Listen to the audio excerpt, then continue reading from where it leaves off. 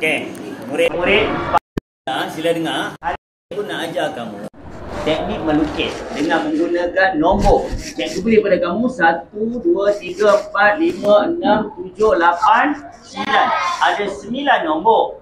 Cikgu nak kamu pilih mana-mana nombor ni, kamu hasilkan satu lukisan. Contoh, ini nombor berapa ni? 3. Bila kamu sambung-sambung jadi apa? Ikan.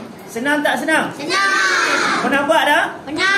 Okay, cikgu nak. Cikgu tengok tadi sambil kamu buat, cikgu tertarik dengan seorang murid. Nama dia apa? Hel Hadi. Mari sini Hel Hadi. Tengok Hel Hadi. Ada murid kata susah lah. Okay, tengok. Hel Hadi lukis gambar apa Hel Hadi? Cuba tunjuk pada kawan-kawan. Okey, dinosaur Hadi ambil warna nombor apa tadi? 1. Nombor 1. Nombor 2? Naga. Oh, dia suka naga. Dinosaur, naga. Yang ketiga?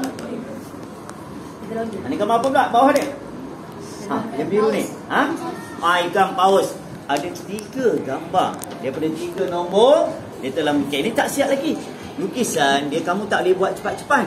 Dia kena buat perlahan-lahan. Okey, Hadi suka melukis. Biasanya Hadi lukis gambar apa?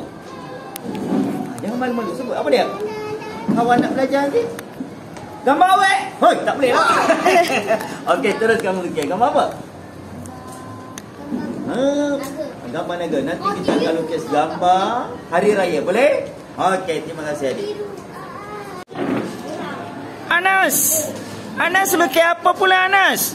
Saya lukis ikan. Ikan? Helikopter. Oh, helikopter. Dengan zirafah. Zirafah. Oh, Anas memang suka melukis.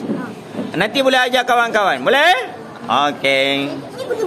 Akila, awak lukis gambar apa? Pokok. Gambar pokok. Naga. Dan?